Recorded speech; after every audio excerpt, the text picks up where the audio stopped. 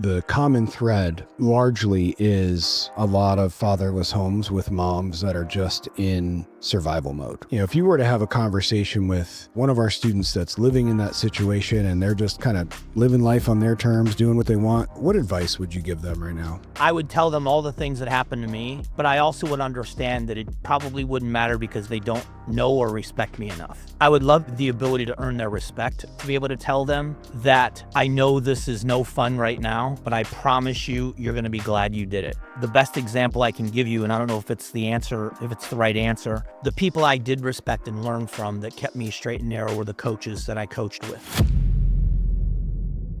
Welcome to the Elevated Hope Project, a podcast dedicated to celebrating stories of resilience, transformation, and second chances.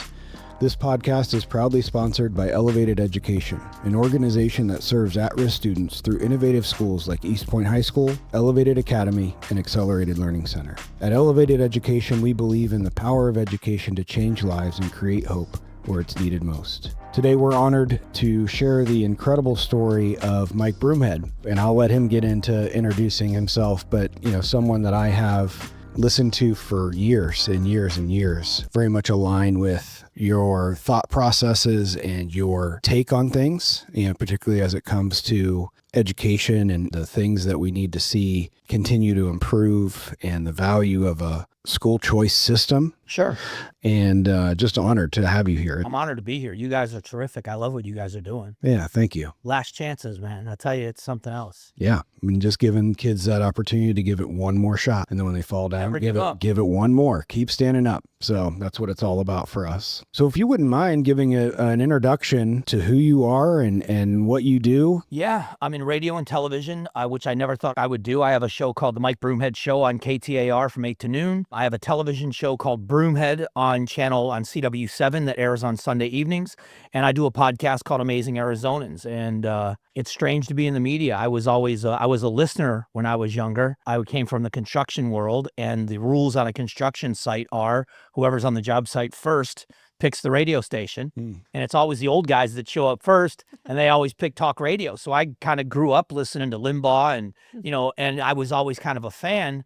Never imagined I'd do this for a living, but it's a great way to make a living. Yeah, I was going to ask you that. When you were in the construction trade, did you ever imagine that you would have been, talking on the radio about today's issues? And never. Yeah, not in a million years. I kind of helped. When I say raise my brother, it's a strong word, but my youngest brother is 7 years younger than me. Father was out of the picture, so I kind of filled that role as much as I could. I coached his teams, and when he was playing high school baseball, I would announce the baseball games. That's the closest I've ever come, was sitting in a booth and announcing a high school baseball. I never had aspirations of any kind of public speaking. Yeah. You always had that radio voice, I guess. I did. I never was afraid of it. I could have a conversation with a perfect stranger. I've always been outgoing, but and radio's weird because I was public speaking before I was in radio. I got a lot of public speaking for a few years after my brother was killed in Iraq. My middle brother, Tom, was killed in Iraq. And an audience you can always connect with. When you're funny, when you're not. Radio, you go into a soundproof room, you put on headphones, and I describe it like getting caught singing in your car. That's what it feels like. You're talking to yourself, and I talk with my hands, and now we have cameras. So I still talk like that, and it's weird to sit in a room by yourself and just talk out loud. Yeah. Yeah. That is interesting. I know the feeling, like when we film social media content, it's just like me and a camera, and then Steph, our producer, it feels really weird. You have to get used to it. Especially when you're in a studio where there's windows. We have big windows. And every once in a while, guests are walking through the building. And it's like, now I know what those monkeys feel like at the zoo. Because it's weird that all of a sudden they're watching you and you're talking, and it is strange. Yeah. But it's so much fun. Yeah. Well, again, thank you for being here. And really what I want for our listeners, I've heard some of your story just through listening to you on the radio, You joined us at our professional development event, and That was a cool event. Yeah, thanks. And just kind of laid out some more of your story there that I hadn't heard before. And I think our listeners would just be inspired by that. I think you connect missionally with us and, what we do day in and day out. So if you don't mind, let's kind of start from your early years of your life and where you were raised, your family dynamic, all those kinds of things. I was born in Northeast Ohio. I was actually born in the city of Cleveland, but I lived in farm country up in Northeast Ohio in a little town that's in suburbs now, but it was farms then. It was called Newberry. I was a good reader. Learned to read early. My parents were married until I was 14, but my father was absent. He was an alcoholic. And so I had there was a disconnect, but my mother's father lived right behind us and he kind of filled in that role for me. So he was kind of the hardworking. He was a retired mechanic, leader of the pack, and kind of instilled in me, being the oldest brother like he was, kind of that leadership mentality. But as far as education goes, I had early education. I went to a Catholic school for a couple of years. I was the best reader in my school. So I was a student that excelled. When we moved to Florida and we were disconnected, I think, just in hindsight, from that family unit. It was just the immediate family and the dysfunction that was going on there. I just at 12 years old decided that I wanted to grow up, and I quit really at the end of middle school. Closer to 14, I was done. And I was working. I started working at 12, almost full-time by the time I was 15. I was working in a restaurant bar. So I was working until 1 o'clock in the morning and then trying to get up and go to high school. And I just had no interest. And it just, to me, seemed like a grind. I was just doing what I needed to do to get out. At 17 years old, I'll never forget it, my junior year in high school. And I wasn't a bad kid. I just was the class clown. I just didn't care. I got caught skipping 14 days of school in a row. I had teachers that thought that I had moved. When I went to one of my classes, my teacher thought I had moved. The dean of students, my poor mom, single mom at this time, my parents were divorced, pulled us into a meeting, and we for sure thought we were going to get the, Mike, you're such a smart kid, time to buckle down. And his name's Bill Geddes. I'm still friends with Mr. Geddes. Mr. Geddes pulled me into his office with my mother and said his exact words were, "Mike, high school's not for everyone." Yikes. And maybe you want to join the Army. And I was 17 years old and I joined the Army without a high school diploma when you could still do that. Wow. Blew out my knee in basic training, so I don't consider myself a veteran. I was in my last week of basic training. So here I was at 18 years old, or still 17, not even 18 yet. 17 years old, military out of the question, no high school diploma, didn't know what I was going to do next. Yeah.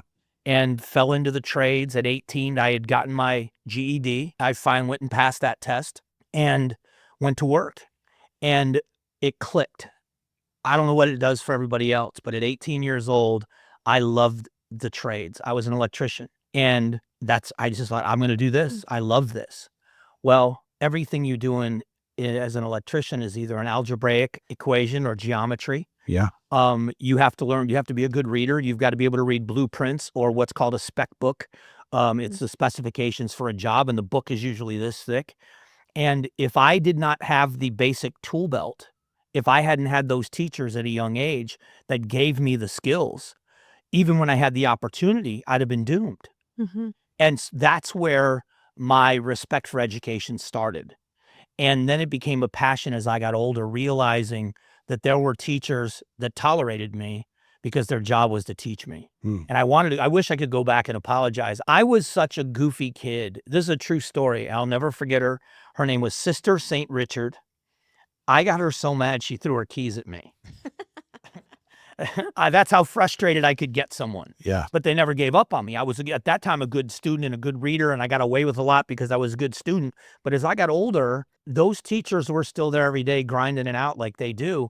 Thank God. Imagine the job I'm in now where I spend the first 3 hours of my day reading. That's all I do is read. If I wasn't able to comprehend, if I didn't have reading comprehension, if I couldn't turn around and give a book report for 4 hours every day, and someone gave me this awesome opportunity, but I didn't have the ability. And I thank God for it every day. Yeah. What along the way, 'cause you kind of glossed over it real quick. You said you went back and got your GED. Yeah. What made you pause and realize I at least better do this? Or was it somebody, or was that just in you and said, I need to just get this done? And second, that's not an easy test. It wasn't a hard test for me. That's the disappointment when I look back, because it wasn't a difficult test. It wasn't as if I was failing with knowledge. I just had no desire. I got my GED because I felt like a failure without it. Hmm. And it felt like an easy way to not have to go back and finish high school. And that's a horrible answer, but that's just the truth. So that was more internal rather. Well, because I wanted to go to work. I didn't want to go back to school. I certainly didn't want to go back, and it would have been, I turned 18 in June. So the next school year, I would have had to go back as a junior in high school at 18 years old. And I didn't want to do that. I would have been in the same grade as my youngest brother, or my middle brother, the one who was killed. I'd have been in the same class with my brother that was 2 years younger than me. That would have been. So I felt like a failure without it. So I went and took the test. You know, the biggest disappointment for me, it's weird that you brought that up. To this day, I can say that I've never really finished anything. I didn't walk the stage. I didn't get a diploma. I took the shortcut. I always took a shortcut. And it's kind of molded now as I get older to finish what I start, because now I want to go and get a college degree. I would like to be college educated. I'd put my knowledge up against a lot of people that have a college degree, Sure. but they had the discipline. They went and did the coursework. And I can't say that I've ever done that. And that really disappoints me. But then it was an easy way to get on with life. Now I feel like I missed a step and I wish I had. You can't go back, but I wish I could. Interesting. What would you study? If I could do anything, Yeah. I'd love an American history degree. Okay. If I could get an American history degree, I'd love it. Poli-science Mm-hmm. would be a great degree for me for what I do. I love those two areas. Even a world history degree, but I think specifically American history interests me. I love the connection of how the country, as young as it is, has grown and how it was formed, and the great fortune that we've had, the blessings of this nation, and how other country, France comes alongside and helps us and win a war and everybody thought we'd ever be able to accomplish, and what we've turned into in just a relatively short amount of time. Mm-hmm. I love those stories. I think you could probably intimidate some professors if you stepped into their class. Well, either that or I'd get thrown out, because there is a butting of heads sometimes, but there is commonality. There are certain things that are factual that you can't get past, and I'd love to study those. Growing up as I did in the South, I moved to Southwest Florida in 1977, so it wasn't far removed from the Civil Rights Movement. And I remember being a student of Martin Luther King Jr. and reading about, because I grew up in what was really systemic racism. There were still the unwritten rules of the South. There was literally on the east part of our town, and it was a beautiful place to grow up. I don't want to give a bad image of it, but there was railroad tracks on the east side of town. And after dark, we didn't go on that side of the tracks. Yeah. And the people that lived on the other side of the tracks didn't come on our side. And that was a reality.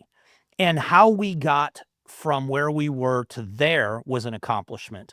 But where we are now, I remember the Klan was still marching. Everybody booed them and nobody listened to them, but they were still getting permits and marching when I was a kid. And that kind of American history and how we were there in the 70s, where are we now? I like that study, and I would love to be able to do that. That would be cool. Okay, so I'm going to change topics slightly Okay. because I want to circle back to something that you said in your story, which we talk a lot about the importance of community in supporting, especially students getting through their education, and how important it is that community that surrounds you.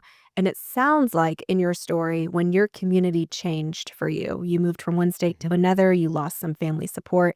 That's when your education changed as well. Do you align with that? Does that? Yeah, absolutely. That was the thing that was missing. My mom was thrown into a situation where she really had no marketable skills at the time. My father left her high and dry to raise 3 boys. I was 14, my brother Tom was 12, and Brian was 7. And so she worked 3 jobs. She didn't have the time to help me with my homework. And I wasn't at a place where she was going to tell me what to do. And so when I was able to just say, I'm doing what I want, she'd go to bed because she had to work in the morning. I'd jump out my bedroom window and be out all night with my friends. And my grandfather had passed away when I was 9. There was no one there to sit me down and tell me how stupid I was being. And I think we all need that at some point. We hate it when we hear it, but we miss it when we don't. And I didn't have that. And it's not an excuse, it's just a reality. So the community, the part of it where there's an example and someone that holds you to a higher standard, that's earned the right to have your respect. So when you tell me I'm doing something wrong, I don't care if I don't know you. I think a lot of us are that way. True. But when it's somebody you admire and someone you respect that tells you what you're doing is disappointing, I think that changes behavior, and that community is a big part of it. Yeah, I mean, we see so many of our students in a very similar situation to that. The common thread largely is a lot of fatherless homes with moms that are just in survival mode, right? They're just trying to get bills paid, trying to keep a roof over their kids' heads. If you were to have a conversation with one of our students that's living in that situation and they're just kind of living life on their terms, doing what they want, jumping out the window and staying out all night, what advice would you give them right now? I would tell them all the things that happened to me, but I also would understand that it probably wouldn't matter because they don't know or respect me enough. I would love the ability to earn their respect, to be able to tell them that I know this is no fun right now, but I promise you, you're going to be glad you did it. The best example I can give you, and I don't know if it's the answer, if it's the right answer, the people I did respect and learn from that kept me straight and narrow were the coaches that I coached with. There was a reality for my brother Tom and I. We actually had a conversation at 18 and 16. I was 18, Tom was 16. And the conversation was, if we don't change how we behave, he's going to turn out just like us. And we had really kind of given up on ourselves, if that makes sense, that we kind of knew we were just going to be what we were going to be, but we wanted him to be more. So I was coaching his teams and I did that. And it was the men, the older men, the dads that were coaching their sons that kind of were that mechanism for me. And I watched these kids. We recruited Pop Warner football in Florida. Football in Florida is different. No offense. Arizona's got great football here, but it's a religion in Florida. Yeah, it is. Sure. I was teammates with Deion Sanders. Deion Sanders and I were Pop Warner teammates. 60 kids tried out for a 30-man roster at 11 years old. They cut kids at 11. Yeah. That's how it was. We had our recruiting area was a town that was pretty underprivileged. A lot of single parent homes. Kids couldn't afford the fees to join the league, and we'd raise the money. But we had a standard. And if you didn't get a B average, you didn't play. If you didn't do your homework, you brought your homework to practice. And instead of practicing with the team, you sat on the picnic tables and you did your homework. And if you don't practice, you don't play. So on Saturday, you're a water boy. You're not a player. And we took a bunch of kids that hadn't won a game in 2 years. And when I left in 1995 to come here the next season, those kids won a national Pop Warner championship, but they all had a B average. That's incredible. So the answer to your question is a long answer, but it was people invested in these kids, and we were hard on those kids. We made them be self-disciplined. When they were with us, they were self-disciplined. You want to play football, you do your schoolwork. If you want to play football for us, you'll get good grades. And we earned their respect. So when we said, knock it off, that's not how you talk to your mother. They listened, but we had to earn that respect. So an answer to your question would be, I would love to earn their respect to be able to say to them, you're going to regret what you're doing. It feels right now, but there's going to come a day, even if your life works out well, that you're going to regret this time, because it's my biggest regret. That's such a good point. I think especially in all the noise that these kids hear, there's a lot of advice out there that they can hear just by scrolling their phone, good advice, bad advice. But, the relationships that they have with people like their teachers, their mentors, their coaches, that's probably the only stuff that they're ever going to listen to, especially because there's so much noise out there. They've already filtered it. I can't even imagine with the cell phones, with the access to Instagram and Snapchat and all the different platforms where you can be fed what you want to hear. You're good enough and all these things that feel good, or that the people that you're talking to you really don't care about. Whatever is being told to them, they can hear what they want to hear so much easier, because I didn't have that kind of a distraction and I was still a distracted kid. Yeah, same. Yeah. So to kind of jump back to your story, I think you left off, you were getting into the trades. Do you feel like that's like the absolute best spot you could have landed at the time? yeah, because I was working, there was no forethought. I had no plan. I worked to get paid on Friday, to spend my money and be broke on Monday, to start all over again. And at 18, I was working in restaurants, and I was working at a gas station overnight. And my friend had gotten a job as an apprentice electrician, and it was paying about $1 more an hour. The minimum wage back then was $3.35 an hour, and this was paying like $4.50 or something an hour. Big money. Big money. And so I said, yeah, heck yes, I'll do that. So when a desire to be an electrician, it was $1. It was $1. Yeah. But I quickly learned to love it. I loved the accomplishment part of it. I loved at the end of the day, you can see how much you had gotten done. And then I worked for people that were really good at it. And when they would teach me and I would catch on and they would tell me that I was good at it, all that started to work for me within 6 years. So 4 years to become a journeyman electrician. I became a journeyman right away, passed the test, became a journeyman electrician within 6 years. So from 18 to 24. At 24 years old, I was the manager, the service manager for a small company, which was very small. There were only 5 or 6 guys that worked there.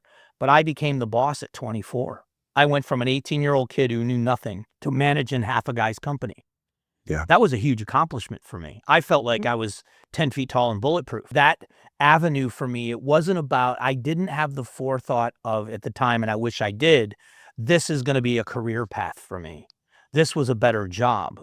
But it was the love for it once I got into it that made me want to be as good at it as I could be. Yeah, I'm a big believer in, forcing people into those leadership positions as young as possible. I mean, both of us experienced that, getting into upper leadership in our, around the same time, 24 to 26. And the growth that comes from that it's incredible because you have to step up and step up quickly if you're going to go from peer to now boss and command the respect and the rest of that from a crew, especially in the construction industry. Like that's got to be a big transition. What did you lean into to kind of start developing yourself as a leader? Because it had to have happened at that point in time. It goes back to my grandfather that I talked about. My grandfather was like John Wayne to me when I was a little kid. He could fix anything. He was a retired mechanic. He could build anything. He would fix the neighbors' cars, and I would stand in the garage and hand him tools. And we'd go to the junkyard, and he built a trailer for his tractor at his house. And I would help him build stuff. And he just felt like somebody that could do anything. As a matter of fact, I remember him. I know this is off topic, but I remember when how young and how long ago this was. He was working on a car in his garage, and he said to me, "You better learn how to work on your own car, because by the time you're old enough to buy a new car, they're going to cost $5,000. I think I paid more than taxes on the last car I bought. Yeah. I remember him saying that to me. But he was the leader in our family. He was the patriarch of the entire family. My aunts and uncles came to him. We all went to their house. And he instilled in me, and I think he saw what my home life was like when he was diagnosed with cancer. I remember him taking me into the backyard and explaining to me, I'm the oldest and it's my job to take care of my mother and it's my job to take care of my little brothers. And basically told me about knights and honor and dignity and instilled in me, and he told me I was a leader. I'm in charge. I'm the head of the household. And I think at 9 years old, I just believed it. That was my job. And so when I got older and I became the boss, that was the example for me. He was honest and he worked hard and he told the truth and he said the hard things, and he wasn't always nice. If you were doing something dumb, he told you. But I think that's where the leadership came from, was that picture of him. Yeah. Man, it really is kind of simple when you think about he told you you were the leader. Mm-hmm. And at that age, you believed it. And the confidence that I was just thinking about the fact that you were in leadership at such a young age, and that confidence that you must have had at that time, and how that's built over the years now into things that you're doing that you probably would never have done if you had never been told you were a leader and you never felt that sort of like, I can do anything. I can do this. I can be a leader at 24. Especially when it came from someone that I really believed could do anything. When he told me I could too, that was the greatest thing I ever heard. It made me feel like I was destined to be a leader. And I don't think I understood that at 9, but when you ask the question, it's exactly the time in my life when I thought, okay, I'm in charge. Well, kind of goes back to what you said about, the advice you'd give someone that was maybe in the same circumstances you were in, that you have to first build that respect and that trust. And I think that feeds in perfectly into what we do and what we ask our staff to do, is that they have to establish that relationship first, build that trust first, because otherwise it's all empty words, right? Yeah. Those words actually then mean something. And I think in that scenario with your grandfather, those words meant more than something. They probably meant everything at the time. Yeah. And when you see a kid who is rebellious, but they also are self-confident. I think that's the building block for me. I remember standing up for myself. I had a job, one of the jobs I had, I don't know why I remember these dumb places, but I had a job at a buffet restaurant called the Banana Boat, and I was 13. Sounds delicious. It was so bad. It was so bad. And I walked in one day and the owner said, "We're closed. We're out of business." And I said, "Okay, where's my paycheck?" He says, "Nobody's getting a paycheck." I said, "Oh, I'm getting a paycheck." I was 13. I'm getting a paycheck. I said, "If you don't pay me, I'll have the TV station down here saying you had a 13-year-old kid you didn't pay." And he went and pulled cash out of his pocket and he paid me. So there was an element in me that still had a little bit of self-respect. And I think if you can just see that in a young person, that they haven't given up on themselves, never give up on them. Yeah. There's a spark in there that someday, because I remember, I don't know why I had the ability to stand up to a grown man and tell him, "Oh, you're going to pay me." I was 13, father out of the picture. I wasn't necessarily rude, but I was certainly like any other adult would be. Yeah. Mhm. Assertive. Myself. Yeah. Yeah. And I think as long as you can see that in someone, they haven't given up on themselves. And that's a good sign. Yeah, we see that all the time with students we work with. They'll be rebellious and overly confident and, just a spark plug. And it's like, yes, once we can unlock that potential, that's one of our future leaders. That's a future entrepreneur. Those are the mover and shaker type of personalities that we love to just help them channel that and focus it, and they can change the world. My grandfather, when I was a kid, my mom, we drove our mom crazy, all three of us, rambunctious and crazy. My grandfather said, "I'd rather have a kid that you got to yank the reins than use the whip to get him motivated.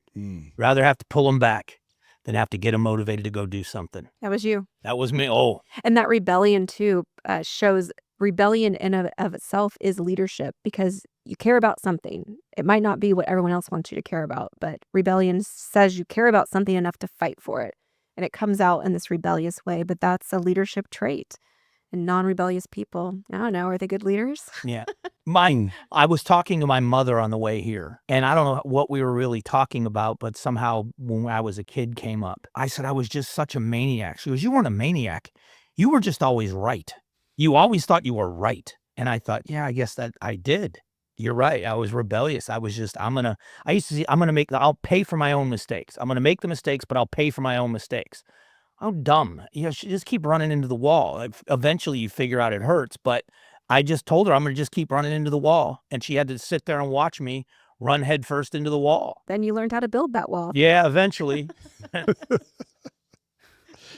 Gosh, it just makes me think of our mom and just the torture of Right? raising us. That's a great word. Yeah, because it's a family. We're a family of all boys, and just the tolerance she had to allow us to be feral. Yeah. Yeah. So yeah, incredible. What took you to South Florida from Ohio? My father's parents lived in St. Petersburg, and we had gone on vacation in the summer. And, if you grow up, if you're in Ohio and snow, and my parents had talked about it. My dad had a good job at a trucking company, a big trucking company. My mom worked there. That's where my parents met. Then when they got married, she was a housewife. Her brother worked on the loading docks. It was huge. Their biggest company in the country at one time. But my parents thought, what are we doing in the snow? Why don't we get out of here? And we were sitting in the kitchen at the table. And Brian, my youngest brother, was a baby if he was even born yet. And my parents said, "What do you think of the idea of moving to Florida?" And we were like, "Wow, that'd be great." And while we were having this conversation, a real estate agent from Century 21 knocked on the door in the neighborhood, cold calling families, and asked if they were interested in selling their home. My parents took it as a sign, put the sign in the yard, sold the house, and we got in a car and drove to Florida. So that's how I ended up in Florida. Wow. Yeah. Yeah. My parents had made enough money on the sale of the house that my dad found a job. He didn't have to have one when he got there. Found a job, bought a house, and that's where we started in Florida. It's 1977. I think it was 77. Yeah. Wow. So you took us to the point in your story where you really jumped into the construction world, right? Yeah. And so now you're a radio talk show host. Yeah. How'd that happen? The short story is when my brother Tom was killed in Iraq, the war started. Tom was a Marine. in the first Gulf War under Bush 41 from 1990 to 1994. He got out of the Marine Corps. He was in California where he was stationed. He came to Arizona, and I always wanted to live here, which is a whole different story. So in February of 95, we moved in, we lived together. He went to work as a corrections officer at the state prison. And then in 2000, he had met and married his wife. She had 3 small children that he adopted. So he re-enlisted, this time in the Army. So that was in 2000. 2003, the Iraq War starts. March of 03 is the invasion into Baghdad. My brother's unit followed the invasion in. They weren't part of the original invasion, but he deployed in March of 03. On Memorial Day of 03, he was killed. So it happened on Memorial Day, very early in the war. It was still a very big story. I was the family spokesman, so I'm the oldest. So I went and talked to the media. I did the press conference for the family, which was a hilarious story. Well, if you're sick and twisted like our family, it was a hilarious story. My brother Brian, my surviving brother, is a cop. Massive kid, hardcore cop. And all Brian could do through all of this horrible time was cry and throw up. That's all he could do. And I made fun of him relentlessly for it. And so we had to go to this press conference that was organized at the hospital my mother worked for. On the way there, he was getting sick. And I said, Brian, it's going to be a video camera and 3 reporters taking our picture, and we'll be out in 10 minutes. Don't worry about it. And as we got closer to the hospital, I said, but wouldn't it be funny if there were like hundreds of people and satellite trucks, and he's shaking his head like, that's not funny. And I said, give me a break. We pulled into the hospital, and there were satellite trucks and 300 people in the atrium of this hospital. My brother looked at me like I knew. And I said, I had no idea. I was kidding. He ran straight to the bathroom to throw up. Yep. And we went to the podium, and I had just written the bullet points of what I wanted to make sure we said about Tom. And I spoke about my brother, and I spoke about the guys he served with, and we spoke about the president and our support for the war effort. And then I spoke about the protesters at the end and their right to protest, but remember that you're protesting protected by the very people that you're protesting against. And I said all these things, and when I got done speaking, the people there cheered so loud that it scared us. It startled us. And when we left there, and I believed, I just have to talk about my brother. People need to hear what my brother did for this country. And I came back to Arizona. I spoke at a memorial service back in Fort Myers. I was the officiant at his funeral in Colorado, went back to Florida. When I ended up back in Arizona, I started to be asked to speak at events, pro-troop events around the valley. Someone asked me if I would join the Bush campaign. This was 2004 now. He was killed in May of 03. In 04, I was asked to join the Bush campaign as a volunteer, which I did. And I ended up speaking all over the country, the President's Ranch in Texas, the Capitol Mall, and doing interviews. I was on Fox News and CNN and Sean Hannity and big, national shows as a guest. And someone said to me one time, man, you're pretty good at this. Do you want to try it? And I said, I'll do it on the weekends. I said, I'm not quitting my job. I own a company. I said, okay, we'll do it Saturday morning. And that was late 04. And in 2005, I got hired part-time. And in 2009, I got my first full-time contract. And in 2010, I shut down my business. And I've been doing it ever since. Wow. Like everybody else. I just said, here's a radio show. That's how it happened. Wow, what a story. I promise you this is the truth. I have always felt like in this job, this is exactly where God has me, if that makes sense. And so I've never been nervous. I've never been anxious. I work hard at it, but I've never been anxious because I know as sure as I'm sitting here, it doesn't matter how long I do it or how good I think I am at it. When this isn't where God wants me, he'll take it away from me as quickly as he gave it to me. Yeah. And that's always let me off the hook, that I'm here because he wants me here. I didn't make this happen, and I can't make it unhappen. So just work hard and enjoy it. And so I've never been nervous. I honestly feel I did not create this, and it's just a great ride. It's just kind of fun. That's got to be a really great place to be when you have to share lots of words every day, that you're never sharing false words because you think it's what someone wants to hear. And it's also, I try to do it with the best of intentions. And even that, I have people, it's my biggest disappointment in this job is that there are so many people that don't like me. They don't know me, but because of my political stance on things, they don't like me. And I don't know why it bothers me, but it bothers me. I genuinely go into every single day with the best of intentions and without any malice in my heart. And It's just weird to be in a business where you can open up an email and have somebody tell you, we think so much alike, which is nice, but somebody else that just hates you, that just thinks that you're the worst person in the world. You have no character whatsoever and you're hateful. And that's difficult sometimes. Yeah, that would be difficult. I'd burn those. Yeah. Well, the thing is, it also keeps you from, you can't get too hyped up on this one.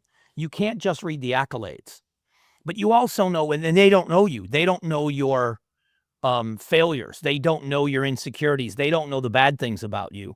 So they've got this picture of you. Well, this person has no idea of your good side and they just despise you. So there's somewhere in the middle is the truth, you know? Yeah, and at the end of the day, it's not about you. It's about No. the things you're talking about. Right. And it really isn't about you as a person. Right. I'm sure you just have to tell yourself that daily. Yeah, I guess. Mike, as the political divide has continued to widen in this country, has that dynamic of people either loving you or just deeply hating you, has that increased? I don't think it has. I think what it's done is make it more tribal. So if you liked me before, you defend me fiercely. Mm. And if you didn't like me before, I am the downfall of I'm part of the downfall of the country.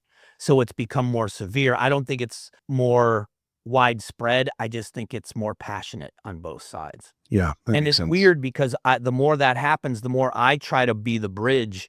I bring on voices that disagree.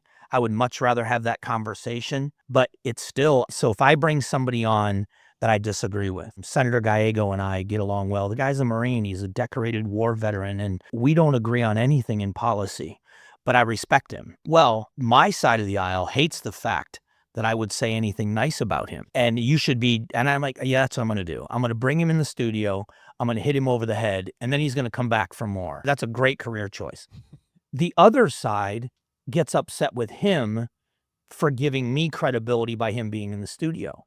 That's the thing to try to overcome, is that those conversations are the ones you're supposed to have. Mm-hmm. We shouldn't be just sitting in a room with people that agree with us all the time. How boring is that? Right.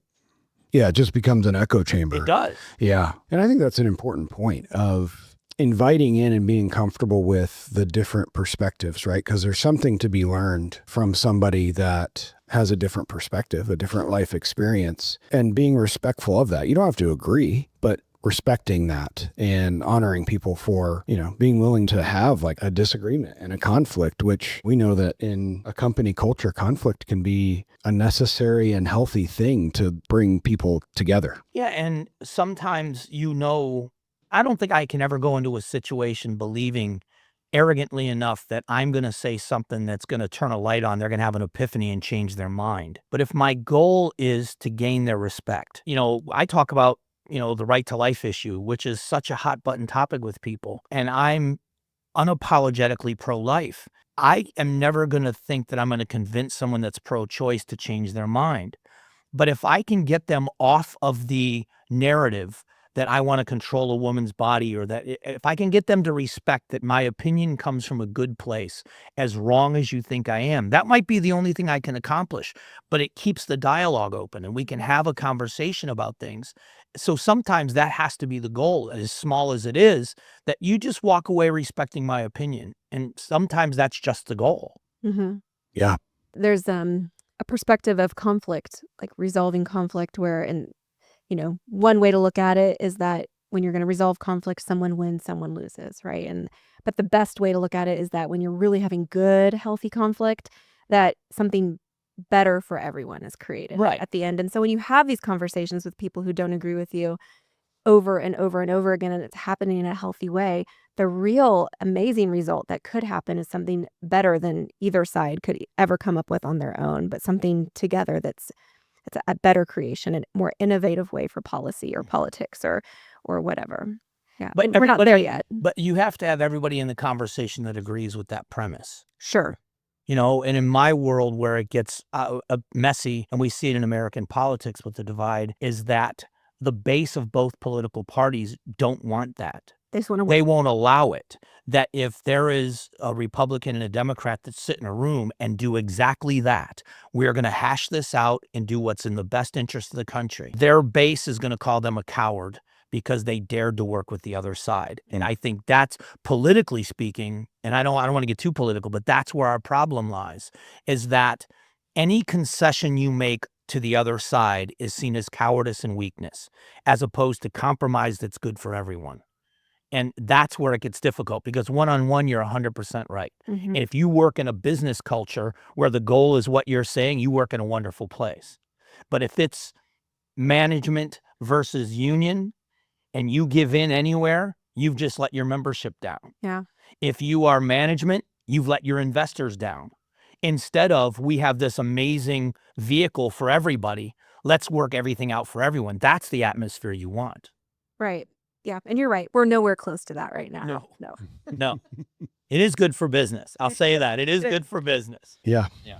Well, thanks for that. When you look to the future, you're a busy man with a lot going on radio and TV and guest appearances and all the things that you have going on. What's your future vision for yourself, the continued career path? I love what I do. I've gotten to a point now where I think about legacy, not what are people going to say about me, but how am I going to feel about what I leave behind? I just want to do good. If you remember the last speech that Martin Luther King gave when he gave the mountaintop speech, he talked about longevity. Longevity is good. We all want to live a long life. He said, but I'm not worried about that now. He said, I just want to do God's will. And as trite as that may sound, I just want to do good. I wish that could be the thing that I can do. I want to be a voice. I'm a voice for first responders. I just did a ride along with DPS. I'm getting ready to do a ride along with a DUI task force for a holiday weekend. And I'm just going to observe because I want to be able to talk about what they're doing. I sat down with a firefighter that talked about wrestling with the tragic things that they see in their day-to-day life. I just want to be a voice when it comes to education. I want great schools. I don't want to be a voice of division. I want to be a voice of solutions. For me, that matters more than anything else. It's not about ratings. I'm certainly not going to get nationally syndicated at my age. That's not going to happen. But if I can use the time I've been in this business to be a voice of influence somewhere for veterans and for education and for first responders, that's my goal. My career goal is to be a voice for good.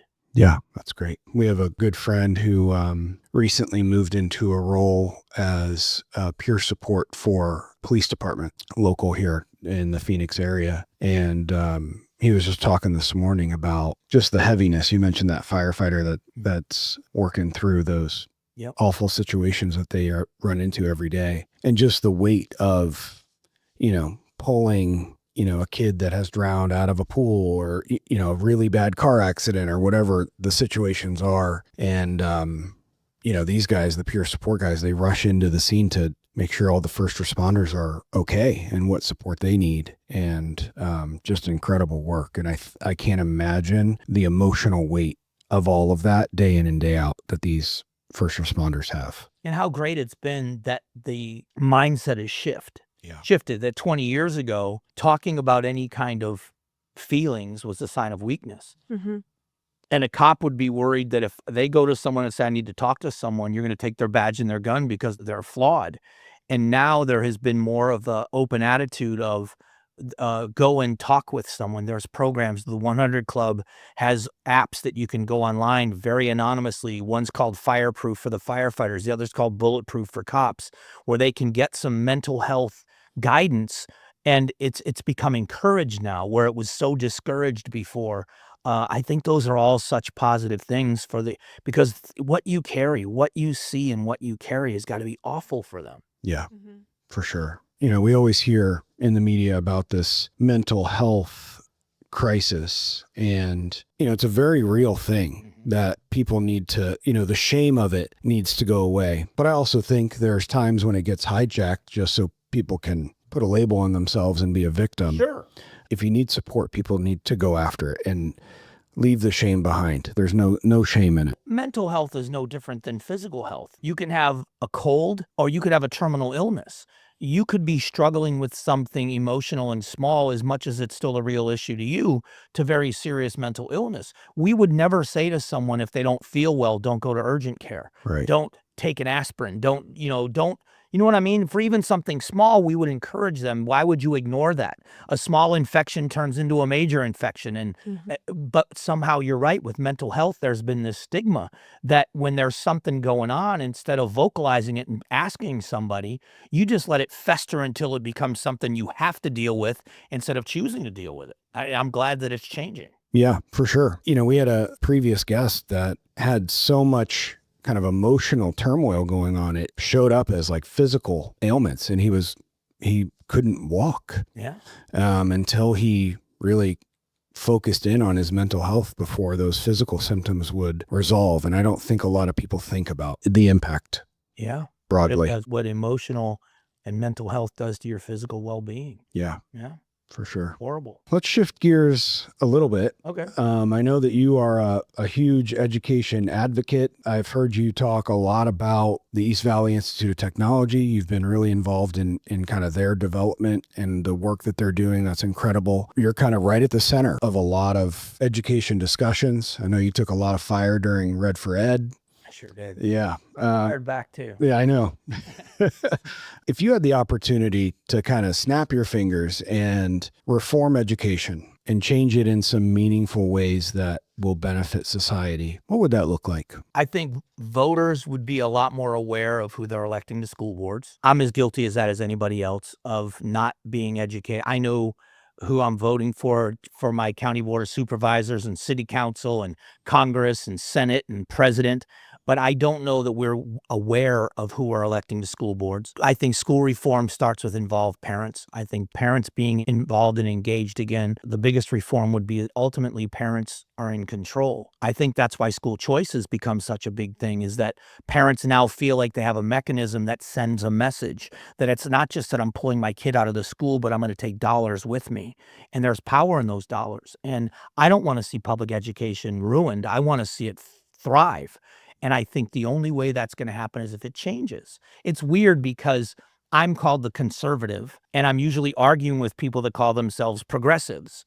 But the one area that they don't want to make progress is they don't want to change the way they've been doing things forever.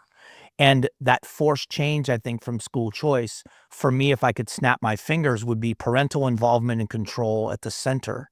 And then school boards that were responsive to that. Transparency, not just that you can do a Freedom of Information Act request, but real transparency. They're talking about it with ESAs in Arizona, and I think it's great. We should reform and make sure people are spending money and shine the light of day on it. I've said on the air, I will hold the flashlight while you go through every page of the ESA expenditures, and we should get rid of the bad ones. But then you hold the flashlight and let me go through the pages of the district schools and what they're spending money on. If we had that kind of mindset that everybody's going to be held to the high standard, we'd reach the standard, and we just don't.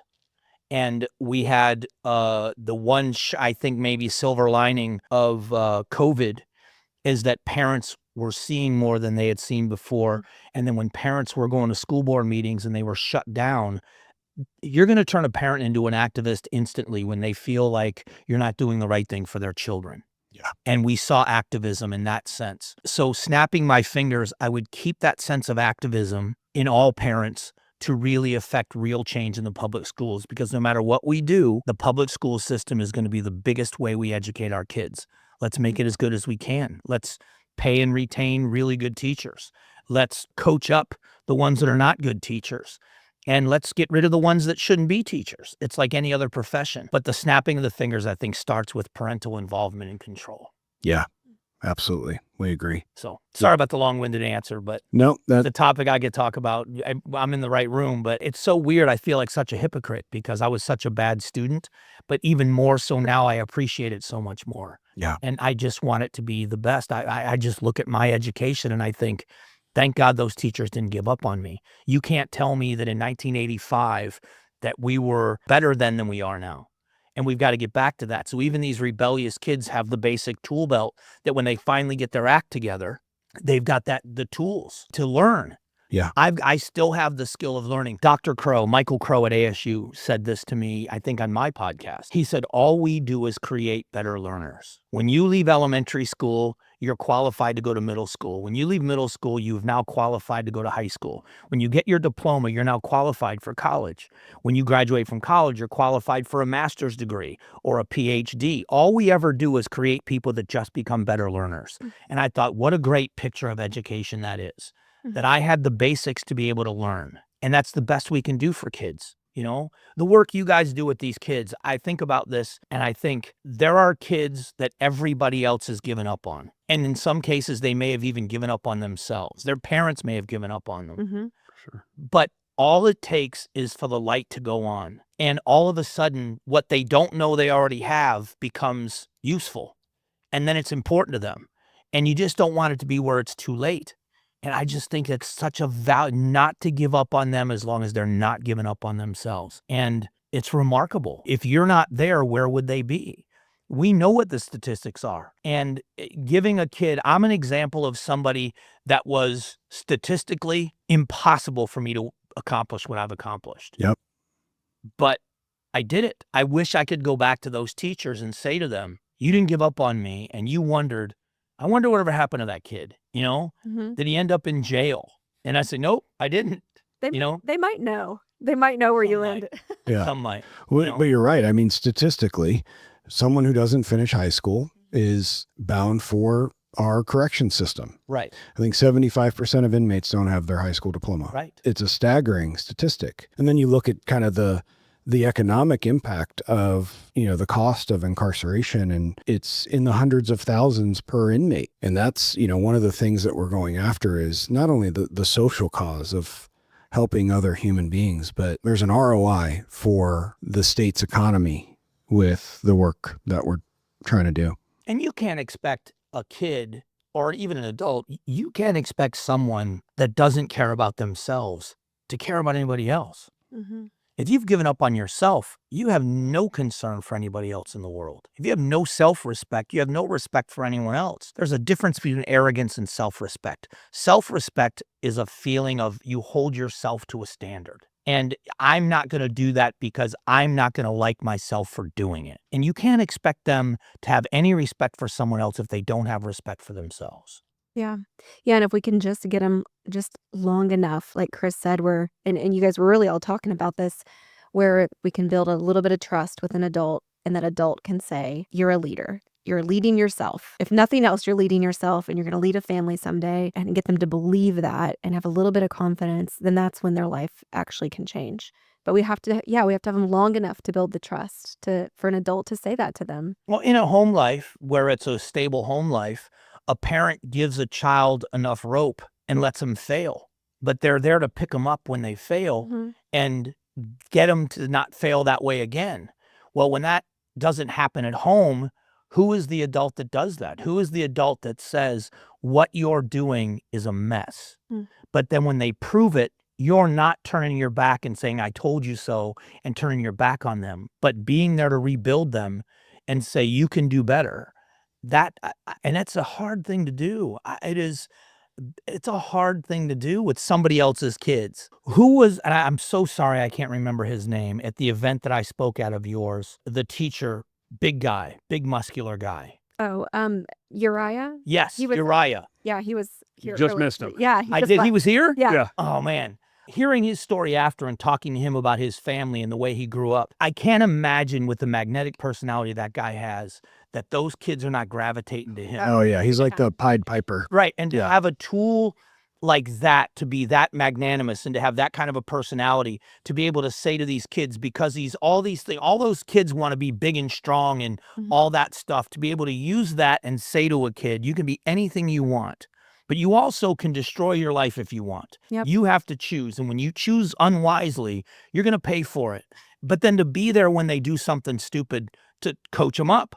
Yeah. What a tool. Absolutely. Yeah, I had so much fun talking to him after the event. He was encouraging to me when I started hearing his story about his big family and everything else. It's great to have someone like that that's an example, that's willing to share those stories with kids. They see us where we are. They don't realize that I'm 58 and I still feel like I'm 14. I don't think I know any more than I did then. I've just experienced more. Yeah. And to be able to look at them and say, I remember being there, and come here, come here for a minute. I just think that's such a useful, what you do with those kids, there is a better way. And we're not giving up on you until you give up on yourself.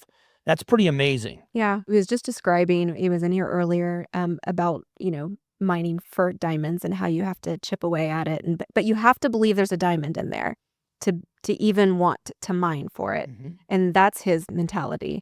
And it's what we want for all our staff, that every student is a diamond. You can't see it all the time right away, but if you believe it's in there and you chip away at it, you will find it. They'll find it. There are a lot of jobs where you can just go to work and do your job. This isn't one of them. No. It just isn't. It's a calling. I talk about first responders. That's a calling. Educators, especially in your situation, it's not a job. And if you look at it like it's a job, it's not the job for you. That if you're not passionate about these kids, if you don't realize that you're not going to reach them all, but like you said, you're going to find a diamond. If you don't have that mentality every day, I don't know how you do the job. I don't know how you do it. I love what you guys do. It's the groups, it's the kids. It's one of you mentioned EVIT earlier. I have a friend that teaches over at Westmec in the West Valley. But it's the reason why I love EVIT so much, is watching some young kids. Many of them do go to college, but many of these kids are kind of in a situation where they need to go into the workforce. They started a program at EVIT for foster kids, because when foster kids graduate out of the foster program, they are allowed to have free college, but many of them aren't qualified or ready or able to have to go to college. They have to go to work. Well, imagine a kid that's a young adult. I still call them kids, but a young adult that's graduated out of the foster program, that now can live on that campus and then go get a skill. And within a couple of years, if you're a journeyman welder makes $80,000 a year to start. Yeah. To realize they're going to have something that will give them that life they want. But what you guys are doing for kids that feel like, I'm destined for the streets. Look what just happened at Maryvale High School. Yeah. And the tragedy of that story, and the fight that happened the night before over a gun, and then it ends up in a death. You got one kid dead whose family will never have him back, and another one that's going to go to prison, and his family's going to look at him through glass for the next 15 or 20 years.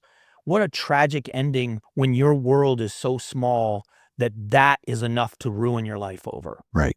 Terrifying. Let's talk about COVID-19 and the fallout of that. Sure. It's something that we're dealing with on a daily basis, right? We have kids enrolling in our schools all the time that are, now 3 years behind because they were doing, online school for 2 years while some of these districts were shut down. And now they're waking up at 18 years old thinking, oh my gosh, I didn't graduate on time. I don't know what my future is. I need something, right? And ultimately, we're just catching that wave of hope that they're currently on through, our outreach and marketing efforts. And they catch a vision of like, oh, I could graduate high school and then I could go on to the next thing. It's significant. And from our perspective, it's going to take years to unwind that, because there's even kids younger that are, the emotion, way behind. The social acclimation and interaction tool, that part of it, that it just, you're isolated. It's different. It's hard to go into high school anyways. Yes. Just the social aspect of it. Yeah, sure it is. I look at that time, and again, we can have the political fights about it, but that's the thing with the adults, is that we're either going to stand on opposite sides of the street and point fingers and throw rocks, or we're going to acknowledge where we are and come up with a plan to fix it. Should we have had kids in school? Absolutely. Should we certainly have had kids outside together and not isolated in the house? Absolutely. But what are the real ways that we can get them caught up, to make them acknowledge and understand, you didn't like that this happened, but it happened. It's like we did it with Hurricane Katrina. I know that's a dumb thing to say, or a dumb analogy, but Hurricane Katrina happened. And there were people that grew up in New Orleans that were displaced and ended up as far away as Phoenix at the Coliseum. You can't change what happened to your city, but you can pick up the pieces and do what's next.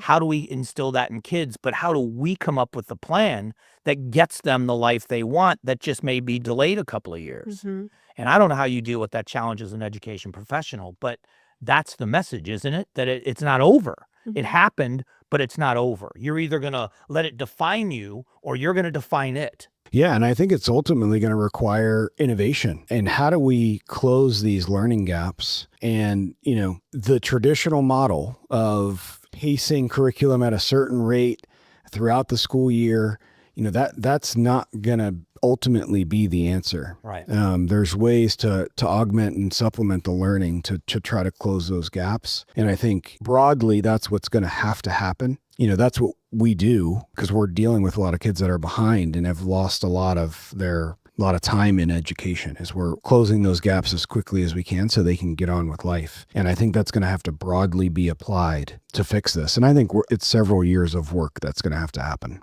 Yeah, but it's a commitment as well. It's Correct. a commitment that we're not going to quit, in that, we owe it to them to give them the best chance. They're going to have to do the work, but we're going to have to be the vehicle in which they do it. It's a tough place that we're in, but it happened and we can't change what happened. It's just, how do we dig out? And that's one of my frustrations with the education system, is we've still got the battle lines. We're still fighting each other over what happened. Well, we know what happened and we can't change it. So how do we work together to move forward? And it just seems like it's become so much about the money. And that's what the ESA argument is about. It's not, is it in the best interest of the kids? It's about who gets the dollars. Mhm. And in the end, if people really are concerned about kids, and I believe they are, it's going to have to be, how do we pool our resources to get these kids over the finish line? I do think that something that has happened recently, these little small things for the social gaps, is the cell phone changes that have been implemented, because it's forcing kids to relearn how to talk to each other and how to put their phones away and engage in small groups and engage in conversation. And that is a huge part of the social impact, is kids don't know how to talk. They don't Right. know how to engage. And so that's a little, like, put your cell phones away. But I think it'll actually have a big impact. Yeah, 100%. And there's so much life skill that comes along with that, right? I was noticing that in my own kids, right? If they wanted to go out to eat somewhere, right? And, we would be the ones always, making the reservation or whatever. And now we've gotten to a point, and my kids are old enough to where it's like, no, you call and make the reservation, so that they learn how to talk to people on a phone, not text. And I think that's going to be part of the responsibility of education, is teaching some of those basic life skills that, in the modern world today, that they're not naturally picking up. I have to remember at my age that I'm of the generation that remembers what it was like not to have a cell phone. Growing up with literally a device in your hand your entire life, it becomes a part of your life. And showing them there's a whole different world out there that, they look at us like we're the Amish. Everything is so wonderful at their fingertips, but at the same time, it can become such a buffer where they don't have to have real interactions with people, and how dangerous we're finding out that is. We all do it. You can create a different personality online. Mhm. You can be what you want to be online, and the world believes that's who you are. And you're a mess on the other side of that screen. And how do we break that barrier down, where it's okay to be vulnerable and it's okay to not be perfect, and have a friend that you can go to and Mhm. say, I need help?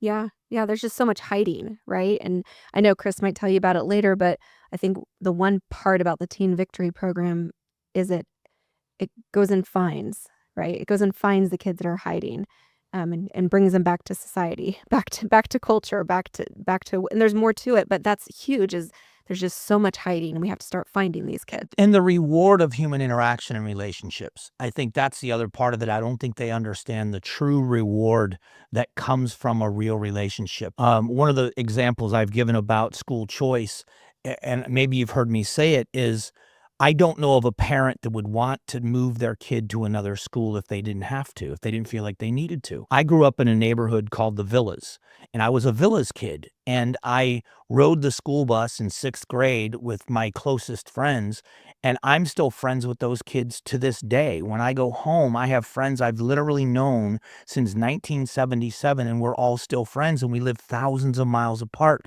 We keep in touch about the dumbest things, but it's our childhood. We rode the school bus together. We went to football games. We went to the dances. We played on each other's front and backyards in the summertime and had sleepovers, and that life that you'd want. And the school was a central piece of it. Mhm. There's not a parent I know that wouldn't want that situation if it wasn't the right fit, or if the schools weren't failing. There's a reason why parents pull their kids from that atmosphere. And we've got to get back and change that. If we can change that, then we've got the socialization part of it. Is I've known this kid since I was 12 years old, and we played football in the front yard, and we went trick-or-treating when we were kids, and we got into trouble, and we've known each other our whole lives. How many of us can say that? Everything now is on the phone. Mhm. Yeah. And giving kids the joy of a relationship, that I have friends that I've had for all those years that I can call on a moment's notice that cheer for me. I don't know if you've seen it's funny to say to a video on Instagram after we're talking about this, but there's a video online and it's weird because it says, this is the kind of relationship I want. But I'm watching it on a phone and it's a bunch of little boys at a baseball game. And it's one kid's birthday. Have you seen it? Mm-mm. It's one kid's birthday. All these kids are probably between 8 and 10 years old. And they're at a baseball game. And they're yelling to the baseball player, it's his birthday, it's his birthday. So the guy throws him a baseball. And when he catches the baseball, all of his friends are and cheering for him and patting him on the head and on the back. And they said, these are the relationships I want. I said, but you're looking at it on Instagram. Right. Go do it. They're out there. You know what I mean? Yeah. And that's the weird thing of it. We all look at that and cry and say, that's what I want. But there's literally millions of people around you. How do we build those, get them off of Instagram and live that life instead of saying, that's my Instagram life? Yeah. Amen. I'm preaching to the choir with what you're doing, but it's got to be frustrating for you that you're right in the middle of it. And it's got to be the ones that are doing the work that have to be the most frustrated sometimes. Yeah, and I think we're created to be in community. That human interaction and the relationships are vital to every part of our being, right? We're physical beings, we're spiritual beings, we're relational beings, and you have to have all three of those for humans to flourish. And anytime that relational side gets cut off and it's strictly behind a screen, that's why you see the implosion of, mental health issues. And I'm not a doctor, but this surge of autoimmune conditions. And, I can't help but think it's all related to some of the dynamics of this modern world. You mentioned spiritual health, and you're right. No one will ever shake my faith after what happened with my brother. And I mean, praying every minute when I had to speak in front of a group that I can't get through this by myself, really believing that I was being held up by God. No one will ever shake my faith. But that doesn't mean that I am in a good and spiritual, healthy place. Isolation tears you away from all of that. Sunday mornings at church isn't just about going to church to sing the songs and listen to the message. It's about corporate worship. It's about commonality. It's about relationships. It's about seeing people you enjoy seeing because you only see them at church on Sunday, hugging people that you see once a week, and the common bond of, man, it's been a rough week. Let's get back together. Let's pat each other on the back. Let's hug it out. And now let's go out and take on the world for the rest of the week. That's spiritual health comes from a community. And it's the same way in education. It's the same way in sports.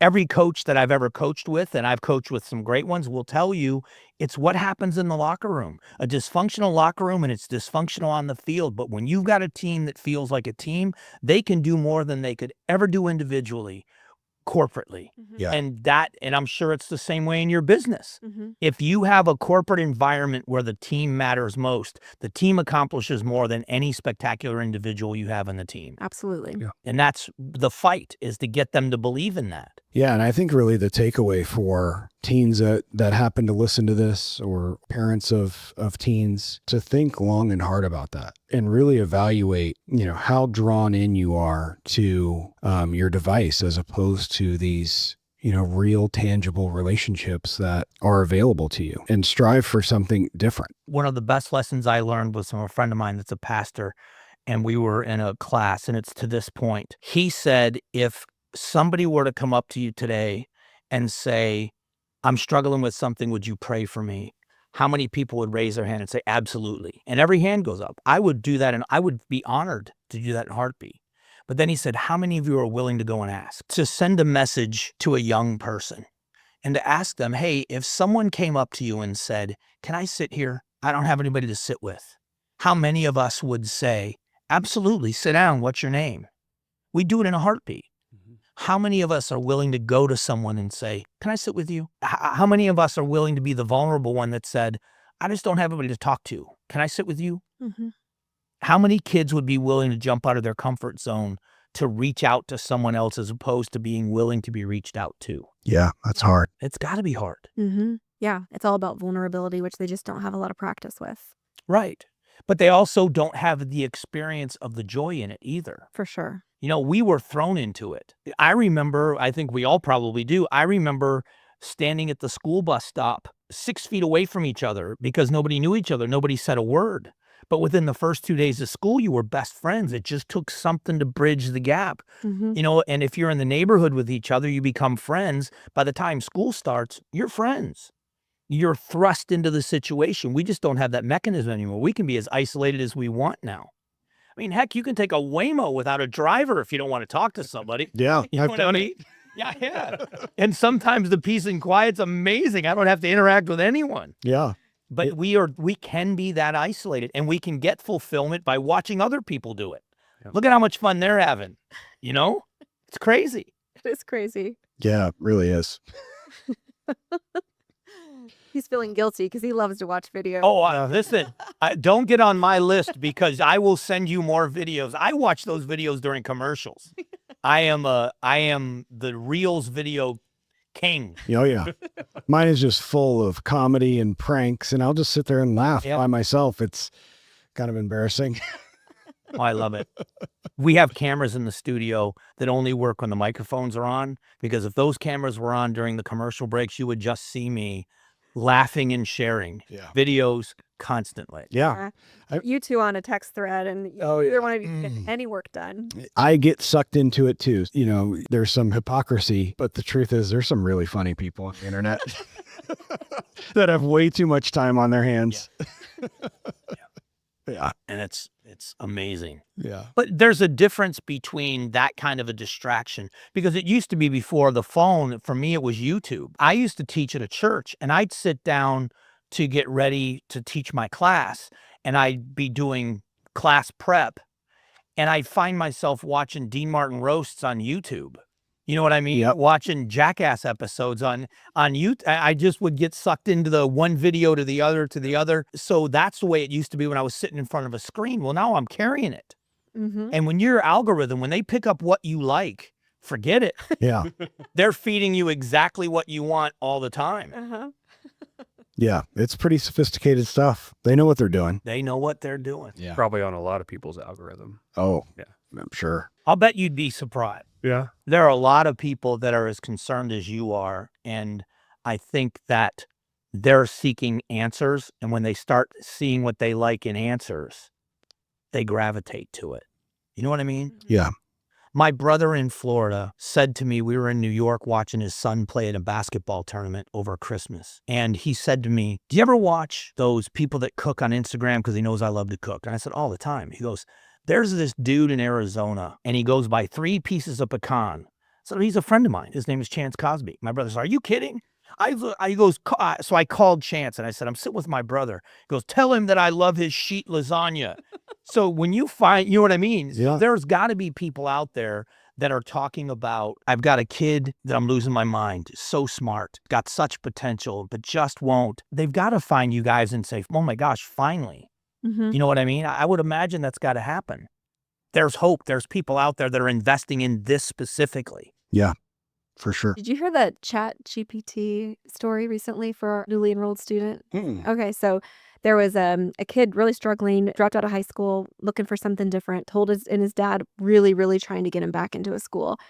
And so he said, okay, what is it? What would it take to get you back into a school? And so the kid lists some things, and he's like, yeah, that doesn't exist. That school doesn't exist. And he said, but, just for fun, I'm going to stick it into ChatGPT. Find me a school that has this, this, this, and this. And one of our schools pops up. And he said, oh, I guess it does exist. Called and enrolled the kid. So he used... See? Thank you, AI. So we're in the AI. Yeah. We're somewhere. Yeah. That's awesome. That's great. Yeah. Good story. Yeah. Well, Mike, we certainly appreciate your time. We know your time is valuable. With your story, just woven throughout the whole thing is just the story of resilience and not giving up, getting back up when you've been knocked down. Your faith is a very important part that's woven throughout that. It's very clear to me, but also the positive influences of your grandfather and your coaches and other guys you coached with along the way. And those are really important aspects of, for people to see and hear as, they may be struggling to figure out, what's next for them, or parents or educators that are trying to figure out how to influence some students that maybe starting to disengage. And that's exactly why we wanted to have you on the show, because it's an incredible story. I appreciate it. If it's of any use to anybody, I'm happy to tell it. I can't run from my past, but I've been blessed. I've had a blessed life. A lot of it is because of what I had when I was a kid. I had the basics, and sometimes the basics are all you need. And I fear for the ones that don't. And those are the ones. I'm sure you guys know this. One of the first laws that was ever created before we were ever a country, when people first came here, was called the Old Deluder Satan Act. And it was because it was if any town has more than 50 households, they would hire a teacher to teach their children to read. And it was so that the deluder Satan couldn't fool them and that they could read the scriptures for themselves. I'm not trying to preach a sermon, but when you talk about that being a good reader, that was a core belief of the founding of this country, that if we can teach our kids to read, that they can accomplish everything, that they will figure out how to fix the problems, but we have to teach them to read. And that was the cornerstone of it. There's that American history. Look it up. It's one of the compelling stories. I think Old Deluder Satan Act. I'm going to tell my kids that, because I tell them that all the time. I said, I don't care what you do today, just work at reading. So I'll share it. And it's the other fun part about it is with kids is if you want to prove me wrong, go prove me wrong.